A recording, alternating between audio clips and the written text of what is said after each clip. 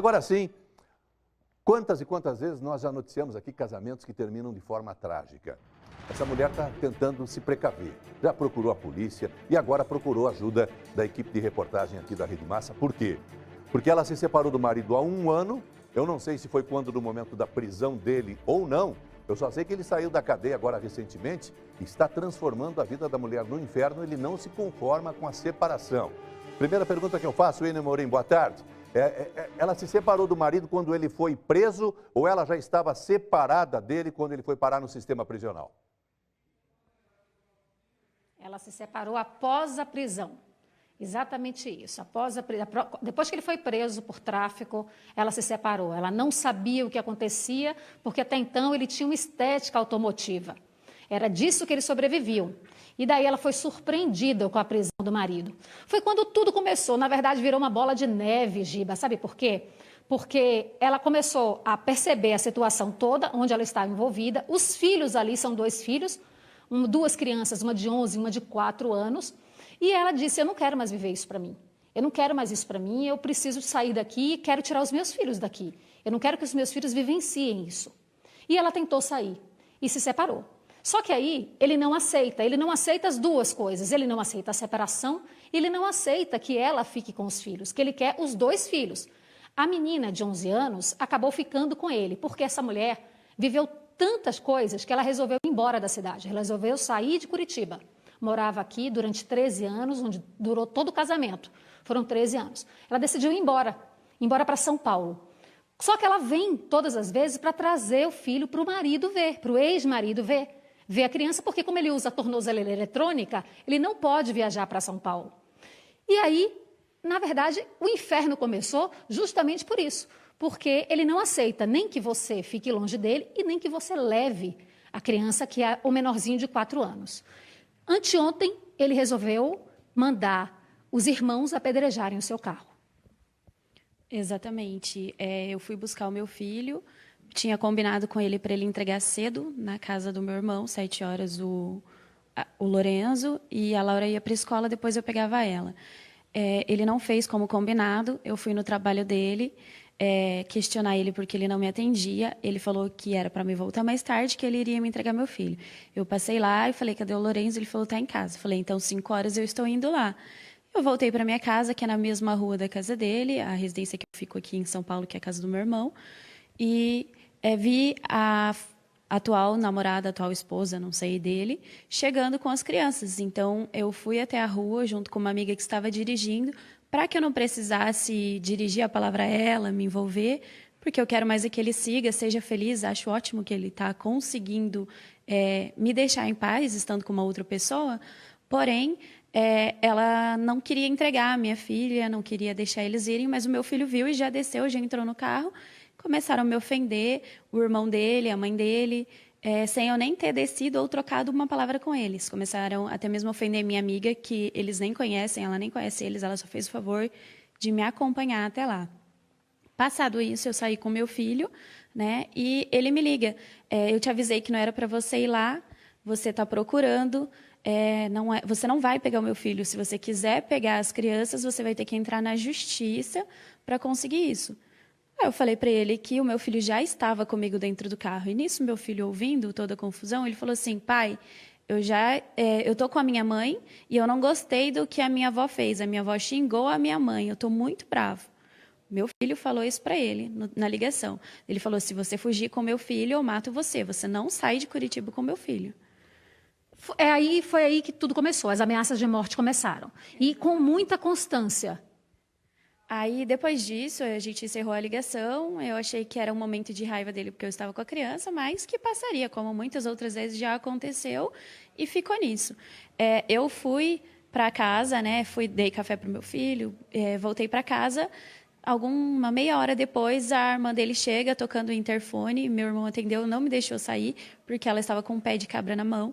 Meu interfone tem uma câmera, a gente viveu tudo o que aconteceu, inclusive o meu filho estava do lado na sala, e ele viu todo o acontecimento, ela quebrando o meu carro, o irmão dela desceu junto, que também é um outro presidiário, que ele também usa uma tornozeleira, eles desceram e quebraram todo o meu carro. e falando que iam me matar, que eu não ia levar a criança, que eu não aparecesse mais em Curitiba, fosse embora sozinha e que deixasse meu filho. Você está com medo? Eu fiquei com medo. No outro dia eu fui, chamei a polícia. No momento, a polícia foi até a casa deles. Eles falaram que não estavam. No momento da polícia lá, o meu ex foi abordado e minha amiga falou assim, eles quebraram todo o nosso carro, achando que ele estava tranquilo. Ele falou, que pena, só o carro. Era para ter quebrado ela, na frente da polícia. A gente voltou para casa. Eu fui no outro dia, fiz uma medida, a solicitação de uma medida protetiva. Contra o irmão dele, que quebrou seu carro.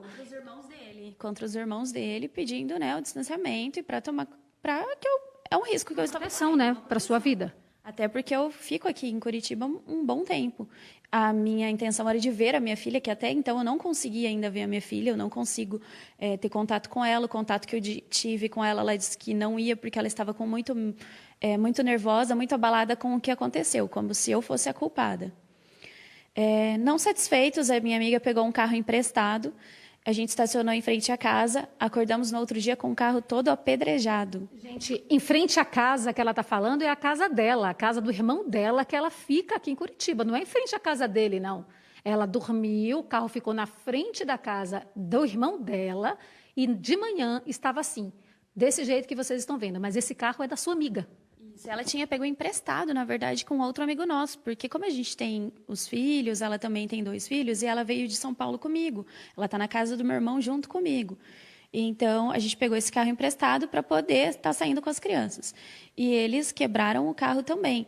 E é bem visível, a gente tem as imagens da vizinhança, da rua, onde mostra que o meu ex, ele sai para trabalhar o horário que ele leva as crianças para a escola, ele sai num Corsa, em seguida chega esse outro carro e quebra todo o carro. A única pessoa que tinha conhecimento que o carro estava comigo e de quem era o carro que estava lá, era o meu ex. Entendi. Então, assim, os irmãos dele quebraram o Onix, que é o seu carro. Isso. Que você veio de São Paulo com a sua amiga, trazendo o seu filho para que seu ex pudesse ver o seu filho. Eu tinha vindo buscar o meu filho, porque há 10 dias atrás ele queria ir até São Paulo, pediu para que eu fizesse uma declaração onde eu falava que eu só liberava o meu filho viajar se fosse com ele. Mas isso é mentira e eu me neguei a fazer. Eu falei, eu não quero que você venha até São Paulo, eu não quero que você tenha conhecimento de onde eu moro, já porque eu achei desnecessário. E eu não quero mais ter contato assim com ele. Liberei para que a mãe dele fosse buscar, ele falou que ela não podia. Então, eu pedi para que a minha mãe fosse buscar. Minha mãe viajou de Curitiba com a minha filha, elas foram me visitar e voltaram com o Lorenzo. Passados 10 dias, como combinado, eu vim buscar. Só que na hora de eu buscar, ele não queria me devolver. E tudo começou.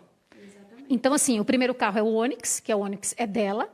E aí, 2 dias depois, não satisfeitos, eles quebraram também o carro que a amiga pegou emprestado, que estava na frente da casa do irmão dela, que é esse outro veículo branco que vocês estão vendo.